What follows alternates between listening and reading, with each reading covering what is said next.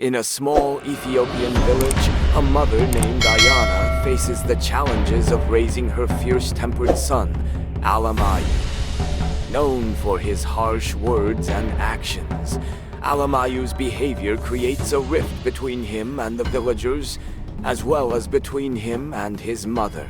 This tale explores Ayana's journey of understanding and balancing discipline with love, ultimately leading to a deeper connection with her son.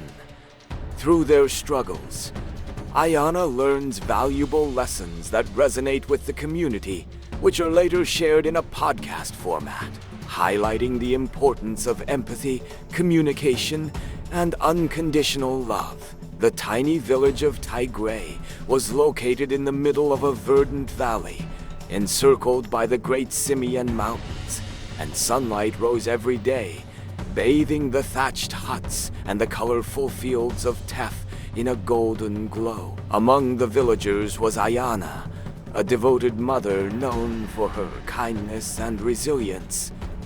However, her life was not without its trials, for she had a son named Alimayu, whose fierce temperament often left her feeling disappointing and helpless. Alimayu was a child of fire, his spirit as untamed as the winds that swept through the valley.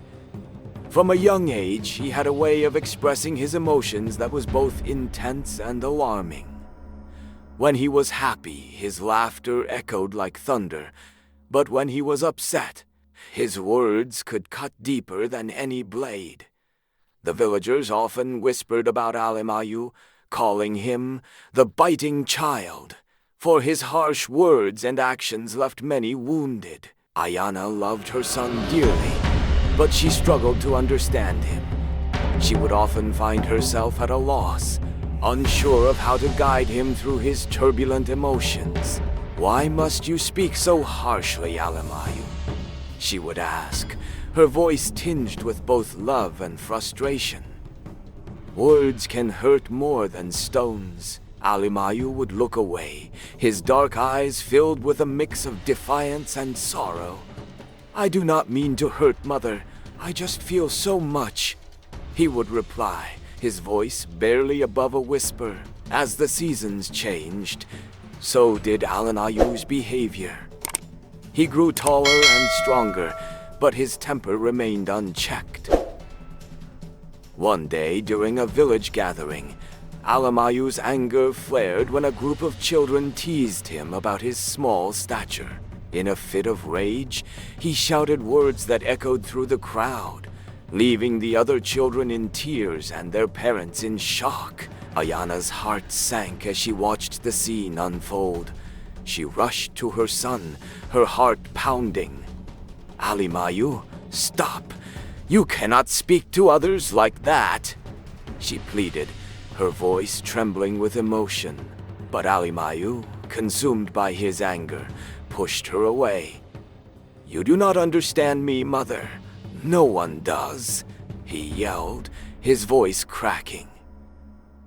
The villagers turned their backs, whispering among themselves, and Ayana felt the weight of their judgment. That night, as the stars twinkled above, Ayana sat by the fire, her heart heavy with worry. She knew she had to find a way to reach her son, to help him understand the power of his words. But how? She thought of the stories her grandmother used to tell her, tales of wisdom and love that transcended generations. The next day, Ayana decided to take Alimayu to the river, a place where they had spent many joyful moments together. As they sat by the water, she began to share a story from her childhood. Once, there was a young girl named Zurich. Ayana began, her voice soft and soothing. She had a heart full of dreams, but often spoke without thinking. One day, she hurt her best friend with her words, and the pain of that moment stayed with her for a long time. Alimayu listened intently, his anger slowly dissipating as he focused on his mother's voice. Zurich learned that words are like arrows. They can either heal or harm. She vowed to choose her words wisely, to speak with kindness and love. As Ayana spoke, Alimayu's expression softened.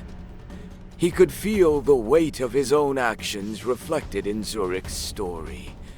"But what if I hurt someone again, Mother?" he asked, his voice trembling. Ayana placed her hand on his shoulder, her eyes filled with compassion. "We all make mistakes, my son. What matters is that we learn from them. It is never too late to change." Over the following weeks, Ayana continued to share stories with Alimayu, each one a lesson wrapped in love.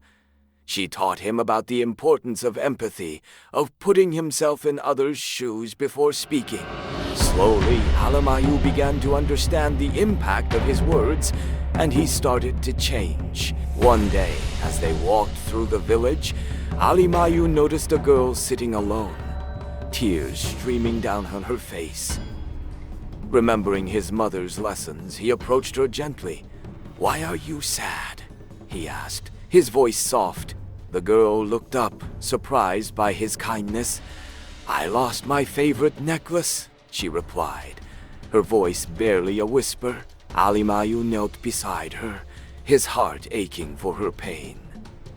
"I will help you find it," he said, determination in his eyes. Together, they searched the village, and after what felt like hours, they found the necklace hidden beneath a bush. The girl's face lit up with joy, and Kofi felt a warmth in his heart that he had never experienced before. As they returned to the village, Alimayu's actions did not go unnoticed.